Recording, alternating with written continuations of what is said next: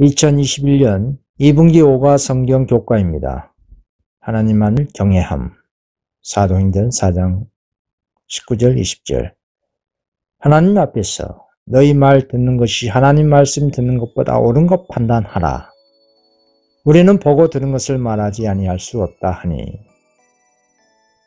성령의 부어지심이 있은 후에 제자들은 신령한 갑옷을 입고 구유와 십자가에 얽힌 놀라운 이야기를 말하기 위해서 앞으로 나아갔습니다. 그들은 비천한 인물들이었지만 진리를 가지고 앞으로 나아갔다라고 증언하고 있습니다. 1월 소절입니다. 모든 빛의 부흥함. 갑은 오늘날 회복의 시대에 그리스도의 재림 이전에 우리의 소명은 무엇인가? 우리 각자에게 맡겨진 빛에 대한 우리의 의무를 설명하라.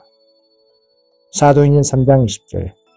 또 주께서 너희를 위하여 예정하신 그리스도 곧 예수를 보내시리니 하나님이 영원 전부터 거룩한 선지자의 입을 의탁하여 말씀하신 바 만유를 회복하실 때까지는 하늘이 마땅히 그를 받아들이라. 오늘날 예수 재림 전에 은혜의 시기에 성도의 소명은 매우 중대합니다. 특히 하나님의 마지막 기별인 계시록 14장의 셋째 천사의 기별은 최후의 경고의 기별입니다. 이 기별을 대한 태도 여부에 모든 영혼들의 운명이 결정됩니다. 짐승과 짐승의 우상과 짐승의 표를 거절한 여자의 남은 자손의 책임은 과거의 우리 믿음의 조상들보다 더 큽니다. 우리는 과거 믿음의 노독들이 받은 빚과 우리를 위한 기업으로 물려받은 빚에 대한 책임을 지고 하나님의 말씀이 오늘날 지성소에서 우리에게 비추고 있는 추가적인 빚에 대해서도 책임이 있습니다. 오늘날 진리의 빛이 홍수와 같이 부어지고 있는 이 지성소 시대에 우리가 하나님의 말씀의 증언에서 고의적으로 돌아서고 과거 조상들이 가르쳤기 때문에 오늘날에도 거짓 교리를 고의적으로 받아들인다면 그 행위는 바벨론의 포도주를 마시고 있는 것입니다. 사단의 두 큰 오류 영혼 불멸설과 이로의 신성설을 통하여 사람들을 그의 기만 안에 들어오게 할 것입니다. 영혼 불멸설은 강신술의 기초가 되고 이로의 신성설은 로마 교회에 대한 공명심을 일으킵니다. 미국의 개신교도들은 솔선하여 강신술과 손을 잡기 위하여 심연을 넘어 그들의 손을 내밀고 또 그들은 큰 구렁텅이를 넘어서 로마 교회의 세력과 악수하게 하여 손을 펼칠 겁니다. 그와 같은 삼중연합의 세력 아래 미국을 필두로 온 세상은 양심의 권리를 유린하는 일에 과거 이교 로마와 종교 로마의 발자취를 따르게 될 것입니다. 오늘날 빛을 받은 성도의 사명은 성령의 큰 외침으로 셋째 천사 기별을 선포하고 세상과 바벨론을 향해 하늘의 기별을 거절할 죄와 타락과 오류를 폭로해야 할 것입니다. 계시록 18장 4절. 또 내가 들으니 하늘로서 다른 음성이 나서 가로되 내 백성아 거기서 나와 그의 죄에 참여하지 말고 그의 받을 재앙들 받지 말라고 경고하고 계십니다. 5절 소절입니다. 상처 입은 자부심. 갑은 성전 지도자들은 베드로가 전한 강력한 기별에 어떤 반응을 보였습니까? 사도행전 4장 1절. 사도들이 백성에게 말할 때에 제사장들과 성전 맡은 자와 사두개인들이 이르러 백성을 가르침과 예수를 들어 죽은 자 가운데서 부활하는 도 전함을 싫어하여 말씀을 들은 사람 중에 믿는 자가 많으니 남자의 수가 약 5천이나 되었더라. 그렇습니다. 제자들이 백성들에게 기별을 전하고 있는 동안 제사장들과 성전 맡은 자와 사두개인들이 이르러 백성을 가르침과 예수를 들어 죽은 자 가운데서 부활한 도 전함을 매우 싫어했습니다. 제사장들은 그리스도의 부활 직후 로마의 파수병들이 자고 있는 사이에 제자들이 그의 시체를 훔쳐갔다는 거짓 소문을 언근해 퍼뜨렸습니다. 그러므로 베드로와 요한이 저희가 살해한 분의 부활을 전파하는 것을 들었을 때에 그들이 불쾌했던 것은 놀라운 일이 아니었습니다. 특히 사도 개인들은 몹시 흥분했습니다. 그들은 저희가 가장 소중히 여긴 교리의 위협을 느꼈고 따라서 그들의 명성도 이태로움을 느꼈습니다. 새로운 믿음으로 결심하는 사람들이 급증하였기 때문에 바리새인들과 사도 개인들은 다 같이 만일 이 새로운 교사들을 제지하지 않고 내버려둔다면 자신들의 가만은 예수께서 지상에 계셨을 때보다 더욱 크게 위협을 받게 될 것이라고 생각하였습니다. 성전 맡은 자와 사도 개인들은 제자들의 가르침을 듣고 싫어하여 크게 들끓었습니다. 진리의 반대자들은 그리스도가 죽은 자로부터 살아났다는 것을 믿지 않을 수 없었습니다. 그 부활의 증거를 의심하기에는 너무나 설득력이 있었습니다. 그럼에도 불구하고 많은 사람들은 예수님을 죽음으로 몰아넣는 끔찍한 행위를 뉘우치지 않고 마음을 더욱더 완강히 굳혔습니다. 그러나 5천 명의 사람들이 이미 제자들이 선포한 진리를 받아들였고 바리새인과 사두개인 모두 이 교사들을 아무런 조치도 취하지 않은 채 가두어두면 예수께서 이 땅에 계실 때보다 그들 자신의 영향력이 더 큰 위험에 처할 것이라는 데 동감했습니다. 오늘날도 이런 역사가 지금도 반복되고 있습니다. 성경에 명확한 진리가 드러나고 사람들에게 그 진리의 빛이 비치고 있는데도 불구하고 오늘날 기독교 사회에서는 맹목적으로 배척합니다. 특히 오늘날의 현대진리인 세천사 기별, 안식일, 조사심판, 인친사업, 2300주야, 짐승의 표, 믿음으로 말미암는 의, 늦은 비, 남은 교회관 등등 이러한 중요한 영생과 직결되어 있는 핵심 진리들이 비치고 있는데도 기독교 사회에서 무관심하고 진리를 대적한 행위는 과거 오순절 때와 마찬가지로 진리이신 그리스도를 대적하는 행위와 다를 바가 없는 것입니다. 나아버립니다. 교만과 반역이 어떻게 영적 흑암으로 이어질 수 있을까? 열왕기하 17장 3절 아수르 왕 살만 에셀이 올라와서 호세아를 친고로 호세아가 신복하여 조공을 드리더니 저가 애국 왕 소에게 사자들을 보내고 해마다 하던 대로 아수르 왕에게 조공을 드리지 아니하며 아수르 왕이 호세아의 배반함을 보고 저를 옥에 금고에 두고 이스라엘 왕 호세아는 와스의 도움으로 왕이 올랐습니다. 그는 이방 국가인 아수르 왕과 평화 협정을 맺었으며 조공을 바쳤습니다. 호세아는 어느 순간부터 그 당시의 최고 강대국인 아수르에게 조공을 바치지 않고 세력이 없는 애굽에 연합함으로써 결국 옥에 갇힌 신세가 되고 말았습니다. 이렇게 하나님을 섬기지 아니하고 이 교회의 군왕들에게 의지하는 이스라엘의 이런 행태는 결국 패망의 지름길이라는 것을 역사가 증거하고 있습니다. 오늘날 성령께서는 예기치 않은 방식인 하늘의 특별한 기별을 통해서 오시기 때문에 종종 거절당하십니다. 하늘의 음성을 분별하지 못한 이유가 하나님을 믿노라고 하는 백성이 마음을 세상에 더 의지하기 때문에 성령의 음성을 듣지 못하는 것입니다. 과거 오순절 사도들이 하나님의 영감을 받아 말하고 행동하고 있다는 풍부한 증거가 유대인 통치자들에게 주어졌지만 그들은 진리의 기별에 단호하게 저항했습니다. 그리스도께서는 유대 지도자들이 예상한 대로 오시지 않았고 때때로 그들은 그가 하나님의 아들이라고 확신했지만 성령의 호소를 억누르고 결국 십자가에 못 박았습니다. 하나님은 자비하심으로 그들에게 더 많은 증거를 주셨고 또 다른 기회를 주셨습니다. 하나님은 제자들에게 그들이 한 일을 말하도록 보내셨고 그들이 생명의 왕을 주겠다는 끔찍한 책망으로 그들에게 회개하라는 또 다른 부르심을 주셨습니다. 그러나 자신의 의로움이 안전하다고 느끼는 유대인 교사들은 그리스도를 십자가에 못 박았다고 고소하는 사람들이 성령의 지시로 말하고 있음을 인정할 준비가 되어 있지 않았습니다. 교만과 반역이 영적 흑암으로 이어지는 이유가 무엇일까요? 오늘날 라오디게아 교회 시대의 뜨뜻미지근한 이와 같은 상태는 교회 자체에 어떤 언인이 없이는 결코 존재할 수 없는 일입니다.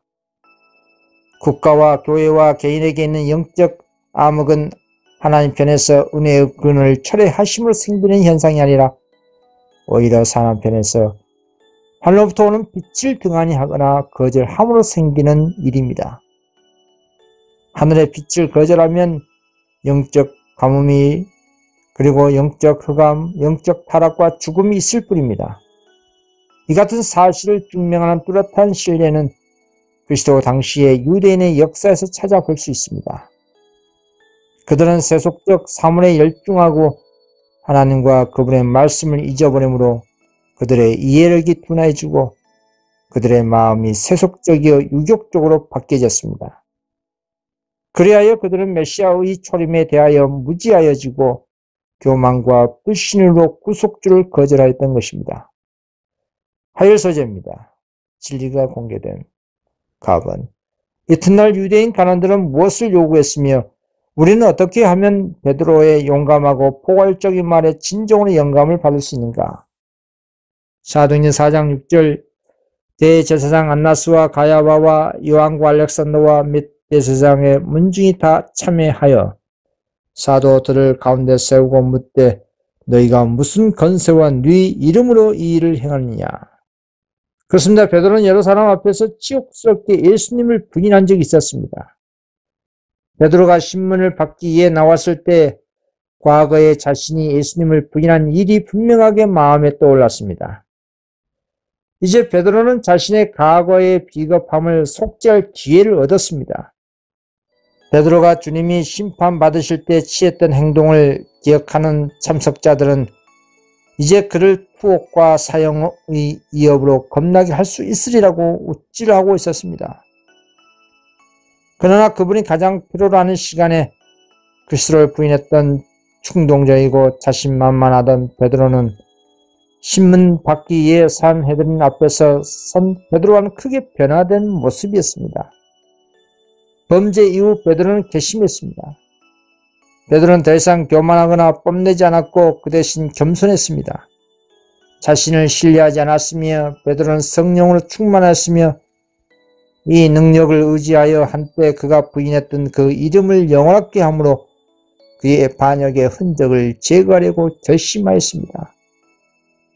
지금까지 제사장들은 예수의 십자가에 못 박힘이나 부활에 대하여 언급하기를 회피했었습니다. 그러나 지금은 자신의 목적을 성취하기 위하여 그 무기력한 사람의 치료가 어떻게 이루어졌는가를 피고들에게 묻지 않을 수가 없었습니다.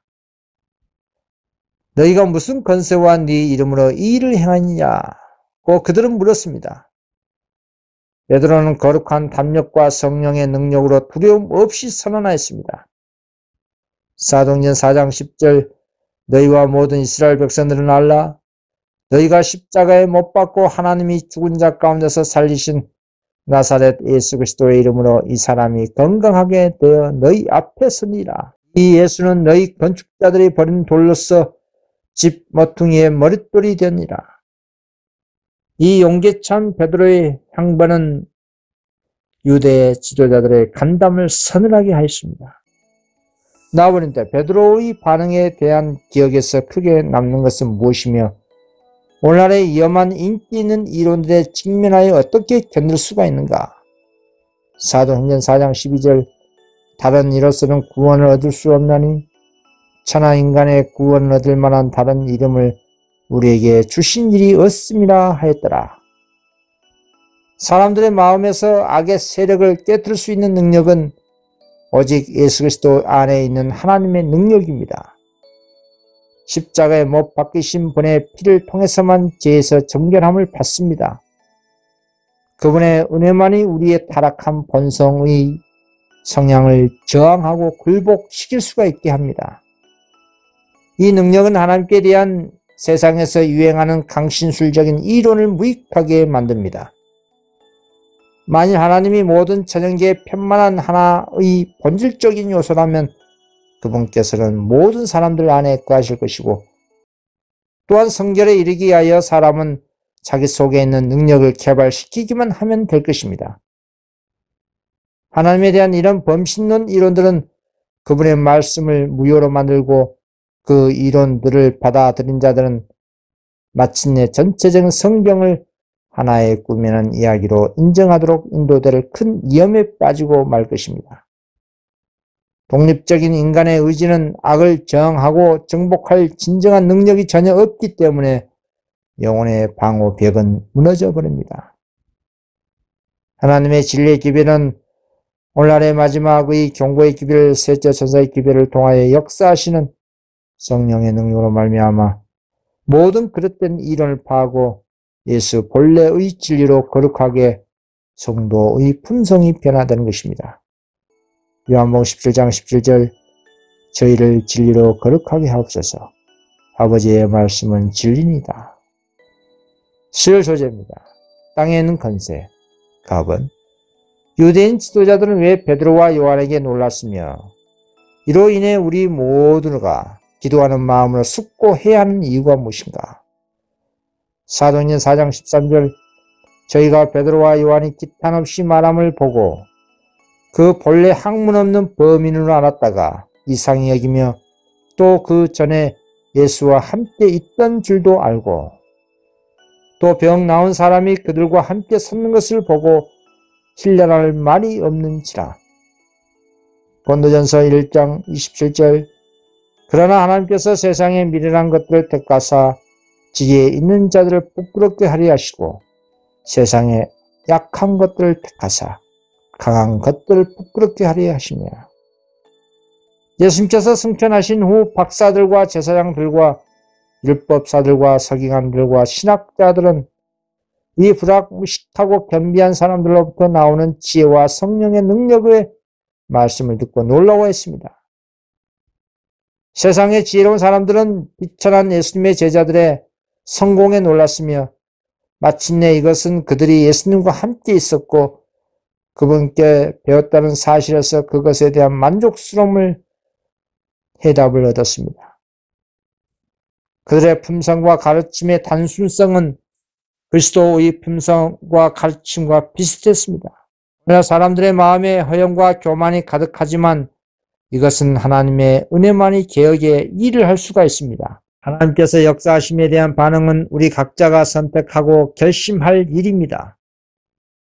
하나님의 손길은 때로 사람들을 낮추시기에 사람들을 무겁게 누리시고 그분 앞에 올바른 이치로 우리를 이끌어 오시기도 합니다. 만일 오늘날에 하나님의 성도가 과거 그리스도의 사도들처럼 진리의 복음으로 핍박을 받는다면 그리스도 편으로 더 가까이 전진할 수 있을 것이고 예수님과의 더 가까운 연결은 이 땅에서 그들의 연행에 더욱더 능력이 있게 할 것입니다. 나와버립니다. 당혹스러웠던 제사장들은 무엇을 해야 한다고 느꼈습니까? 사도행전 4장 15절 명하여 공회에서 나가라 하고 서로 의논하여 가로되 이 사람들을 어떻게 할꼬? 저희로 인하여 유명한 표적 나타난 것이 예루살렘에 사는 모든 사람에게 알려졌으니 우리도 부인할 수 없는지라. 이것이 민간에 더 퍼지지 못하게 저희를 위협하여 이후에는 이 이름으로 아무 사람에게도 말하지 말게 하자 하고 그들을 불러 경계하여 도무지 예수의 이름으로 말하지도 말고 가르치지도 말라 하니 그렇습니다. 사도들이 안진뱅이를 고친 것과 복음 전도는 예루살렘을 흥분의 도가니로 몰아넣고 있었습니다. 제사장들과 간원들은 그들의 난처함을 감추고자 사도들을 내보내고 저희끼리 서로 의논하였습니다. 그들은 모두 그가 고침받은 사실을 부인하는 것은 소용없는 일임을 인정하였습니다. 그들은 그 이적을 거짓으로 돌리고자 소원했지만 그렇게 할 수가 없었습니다. 왜냐하면 그 이적이 백주의 많은 무리들 앞에서 행해졌고 이미 무수한 사람들이 그것을 알게 된 까닭이었습니다. 그들은 제자들의 사업을 중단시키지 않으면 많은 예수의 제자들이 생겨날 것이라고 느꼈습니다. 그러면 그들이 하나님의 아들을 살해한 죄를 지게 되어 그들 자신에게 수치가 따르게 될 것이었습니다. 그러나 제사장들은 제자들을 죽이고 싶은 마음이 간절했지만 예수의 이름으로 말하거나 일하기를 계속한다면 가장 엄한 형벌을 내리겠다고 위협하는 정도밖에 할 수가 없었습니다. 사도들을 다시 산헤드린 앞에 소환하여 예수의 이름으로 말하거나 가르치지 말도록 명령했습니다. 다음입니다. 제자들의 용기 있는 반응은 무엇이었으며 제사장들에게 남은 유일한 선택은 무엇이었는가? 사도행전 4장 19절 베드로와 요한이 대답하여 가로되 하나님 앞에서 너희 말 듣는 것이 하나님 말씀 듣는 것보다 옳은 것 판단하라. 우리는 보고 들은 것을 말하지 않으려 할 수 없다니 가난들이 백성을 인하여 저희를 어떻게 벌을 도를 찾지 못하고 다시 이업하여 놓아주었으니 이는 모든 사람이 그 된 일을 보고 하나님께 영광을 돌림이러라. 이 표적으로 병 나은 사람은 40여세나 되었더라. 그렇습니다. 제사장들은 사도들이 그 거룩한 소명에 확고부동하게 충실한 것을 처벌하고 싶었으나 백성을 두려워했습니다. 이는 모든 사람이 그 된 일을 보고 하나님께 영광을 돌림이러라. 그러므로 이업과 금지 명령을 반복하고는 사도들을 석방했던 것입니다. 이 같은 역사는 오늘날도 반복될 것이고 앞으로도 현저하게 성취될 것입니다. 목요일 소재입니다. 그리스도를 위해 용감하게 섬. 갑은 제자들은 석방된 후 어디로 갔으며 그들의 기도에서 어떻게 영감을 받을 수 있는가? 그 결과 어떤 일이 일어났는가? 사도행전 4장 23절 사도들이 노임의 그 동료에게 가서 제사장들과 장로들의 말을 다 고하니 저희가 듣고 일심으로 하나님께 소리를 높여 가로되 대주제여 천지와 바다와 그 가운데 만유를 지은 이시오. 또 주의 종 우리 조상 다윗의 입을 의탁하사 성령으로 말씀하시기를 어찌하여 열방이 분노하며 족속들이 허사를 경영하였는고. 세상의 군왕들이 나서며 간원들이 함께 모여 주와 그리스도를 대적하도다 하신 이로소이다. 그렇습니다. 사도들은 복음의 사업을 위해 더 큰 능력을 달라고 하나님께 열렬히 다음과 같이 기도했습니다. 사도행전 4장 28절 하나님의 권능과 뜻대로 이루려고 예정하신 그것을 행하려고 이 성에 모였나이다. 주여 이제도 저희의 미흡함을 하감하옵시고 또 종들로 하여금 담대히 하나님의 말씀을 전하게 하여 주옵시며 손을 내밀어 병을 낫게 하옵시고 표적과 기사가 거룩한 종 예수의 이름으로 이루어지게 하옵소서 하더라. 빌기를 다음에 모인 곳이 진동하더니 우리가 다 성령에 충만하여 담대히 하나님의 말씀을 전하니라. 그렇습니다. 왜냐하면 그들이 그리스도께서 지상에 계실 때에 당하셨던 것과 같은 단호한 반대를 만날 것을 안 까닭이었습니다. 그들의 믿음으로 한 마음과 한 뜻으로 기도를 하늘로 올리고 있는 동안 응답이 이르렀습니다. 그들이 모였던 장소가 흔들렸고 그들은 새롭게 성령으로 채움을 받았습니다. 그들은 용기가 충만하여 다시 예루살렘에 하나님 말씀을 선포하게 하여 나아갔습니다. 사도들이 큰 권능으로 주 예수의 부활을 증거했고 하나님께서는 놀랍게 그들의 노력을 축복하셨습니다. 나와버립니다. 과거의 개혁자들처럼 무엇이 엄숙한 현대 진리를 맡은 사람들의 기도의 유형이 되어야 하는가? 이사야 60장 3절 열방은 내 빛으로 열왕은 비치는데 광명으로 나오리라. 내 눈을 들어 사면을 보라. 무리가 다 모여 내게로 오니라. 내 아들들은 언방에서 오겠고 내 딸들은 안디오 올 것이라. 그때에 내가 보고 희색을 바라며 내 마음이 놀라고 또 화창하리니 이는 바다의 풍부가 내게로 돌아오며 열방의 재물이 내게 옵니다. 그렇습니다. 1529년 종교개혁시대 때의 독일의 제후들이 스파이얼스 의회에 모였을 때에 종교 자유를 제한하고 모든 개혁 교리들을 더 이상 보급시키는 것을 금지하는 황제의 칙령이 제출됐었습니다.